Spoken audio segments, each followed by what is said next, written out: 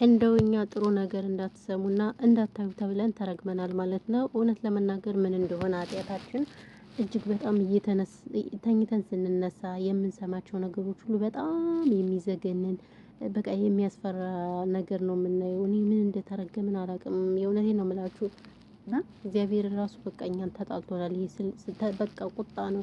ለዛ ነው በቃ ፈጣሪ ራሱ እኛን በብዙ ነገር እየፈተነን ያለ ማለት ነው። እንግዲህ ይህ በምስሉ የምትመለከቱት ወጣት የ25 አመት ወጣት ነው ማለት ነው። ነገር ግን ያሰነበት አይታችሁታል ብዬ ተስፋ አድርጋለሁ ማለት ነው። እሱ ደግሞ እህቱ ናት እንግዲህ እቺም ጎኑ ያለችው። ነገር ግን እንግዲህ ከእህቱ እንደወለደ እና እንደሚደበድባት የሚያሳዩ ቪዲዮዎች ወይንም ከሀቢባ ቤት በነገራችን ላይ ሀቢባ ቤት የሚመጡ ሰዎች እጅግ በጣም የሚያሳዝኑ ልብ የሚነኩ እኔ አንዳንዴ ወደዛ በቃ በጣም ያለንበት ህይወት በጣም የሚያስፈራ ጊዜ ነው ያለንበት ማርያምን። እና ስለዚህ እንግዲህ ይሄ ወጣት ከእህቱ ወልዶ እንግዲህ እሷንም እንደሚደበድባት ወልዳም እንደሚደበድባትና እሷም እንግዲህ የወንድሟ ልጅ እንደሆነ የሚያሳዩ ምስሎች ሲንቀሳቀሱ አይተናል ማለት ነው። ሶ በጣም ያሳዝናል ማለት ነው። እኛ የምንሰማው የምናየው ሁሉ በቃ በጣም ያስጠላል። እንዲህ አሁን ያለንበት ጊዜ በጣም በቃ አስቀያሚና አሳፋሪ ጊዜ ነው የደረስንበት። የእውነት ብቻ በጣም በጣም በቃ እኛ አልቻልንም እንጂ ብንችል ኑሮ ንስሃ ገብተን በቃ ፈጣሪን መጠበቅ ነው የሚጠበቅብን እንጂ በጣም የሚያስፈራ ጊዜ የሚያሳዝን ጊዜ ነው ያለንበት። የእውነት አስባችሁታል? ከገንዛ እህቱ እኔ ምን አይነት ትውልድ እንደሆነ ያሁኑ ትውልድ የእውነት በጣም ያስጠላል።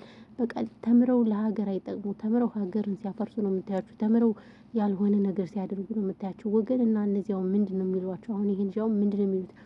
ገና በ25 አመት ወጣቱ ገና ልጅ ነው ባይዘው ሰርቶ መቀየር እያለበት ከእህቱ እኔ እንጃ ሴት አቶ ነው ወይስ ምንድነው? ከገንዛ ከእህቱ አስባችሁታል?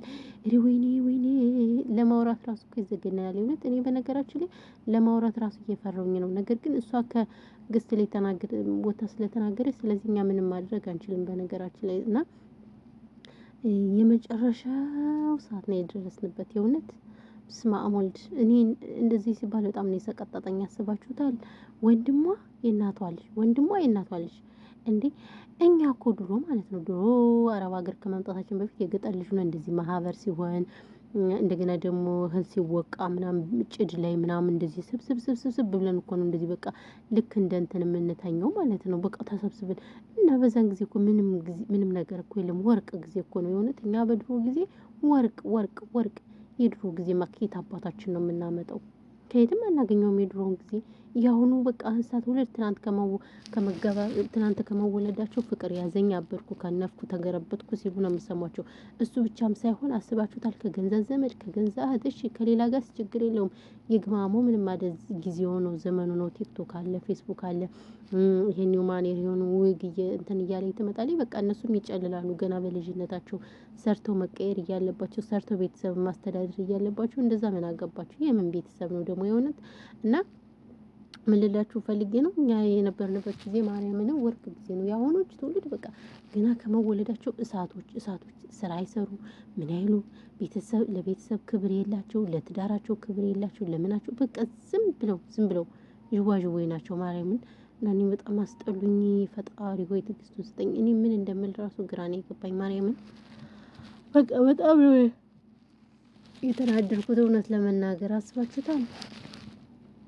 እኔ እነሱ ላደረጉት ነገር እኔ አፈርኩኝ። እኔ የማወራው ራሱ እኮ ግራ ገብቶብኝ ነው ጎበዝ እንደዚህ ሽምቀቅ ያልኩት በዚህ ልክ። ወይኔ መጨረሻው ዘመን ነው የደረስነው። እንደው እኛም በቃ በየጊዜው የምናየው ሁሉ በቃ የሚያስፈራ ጊዜ የሚያስፈራ ነው የእውነት። እኔ አላቅም ይሄ ምን አይነት ጊዜ እንደሆነ ምን አይነት ሲኦል ጊዜ እንደደረስን የእውነት አንዳንዴ የሆነ ህይወት የሚያስጠላችሁ ነገር የለም። ዝም ብሎ በራሱ ጊዜ ህይወት ያስጠላችኋል። ማርያምን ኧረ ወደዛ ለየትኛው እድሜ ምናምን ግማሹን እኮ ኑሬዋለሁ ምናምን ይሁን ተስፋ የምትቆርጡበትን ነገር የለም። ጎበዝ ተስፋ ቆርጣችሁ አታውቁም በህይወታችሁ? እኔ አሁን እንደዛ ነኝ።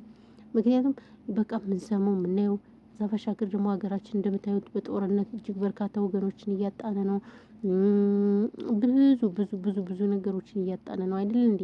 ስለዚህ ያ ተጨማምሮ ምናምን ደግሞ የሆነ ነገር እንደዚህ በቃ በማትጠብቁት ነገር ስታዩ የሆነ ተስፋ ቁርጥ ብላችሁ ሁሉን ነገር ትተው አድርጋችሁት በቃ ዛሬ ነው ምናምን ብላችሁ ተስፋ ቆርጣችሁ አታውቁም? የእውነት እኔ አሁን እንደዛ ነኝ ያለሁት ነገር።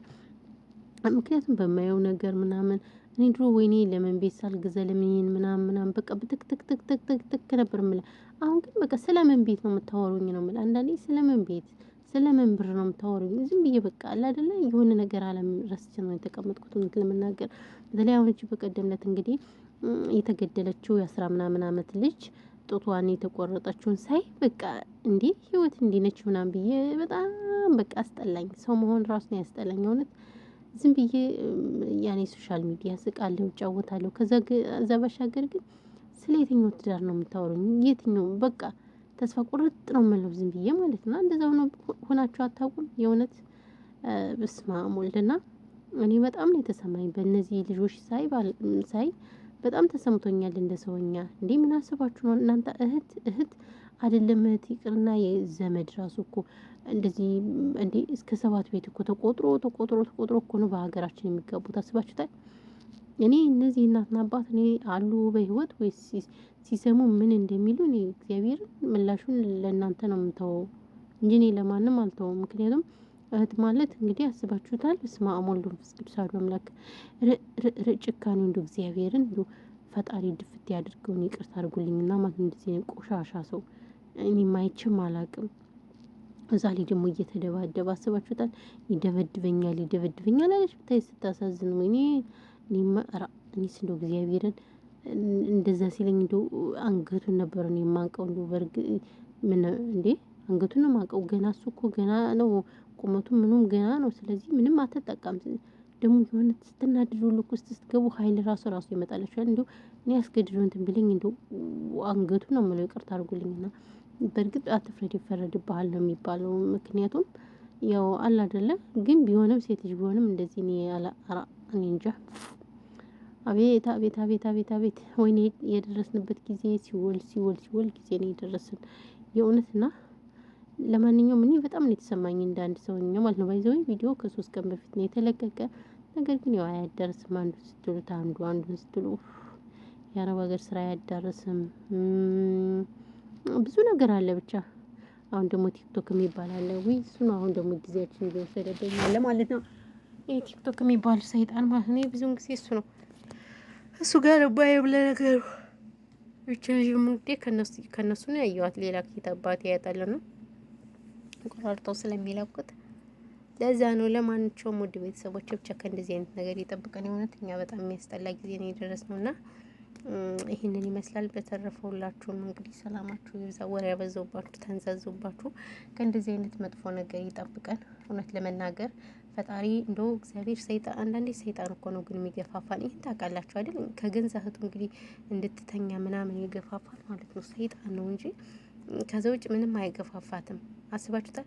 ሰይጣን አይደለም እኛን የሰዎችን ልጅ ኃጢአተኞችን ምናምን ይቅርና በቃ በእንትን ራሱ ይቀናል። በአዳምና በሔዋን ቀንቶ ነው አይደለ እነሱን ከገነት ውስጥ ያስወጣቸው። ስለዚህ በቃ ለመጥፎ ነገር ሰይጣን ይገፋፋናል። በቃ ያግዘናል። ጥሩ ነገር ለመስራት ደግሞ በቃ እጃችን ይጎትተናል። ጥሩ ነገር እንዳናደርግ ያግዘናል። ስለዚህ ምን ልላችሁ ፈልጌ ነው ቤተሰብ ከእንደዚህ አይነት ነገር ይጠብቀን። መጥፎ ነገር ከማድረግ ክፉ ነገር ከማድረግ በቃ የምናየው ከዛሬ ስንት ቀን በፊት ነው አንዲት ወጣትም እንግዲህ ቤይሩት በጓደኛዋ ተገድላ በሻንጣ እንደተጣለችም የሚያሳዩ ቪዲዮዎች እየተዘዋወሩ ነበር ማለት ነው ሶሻል ሚዲያ ላይ።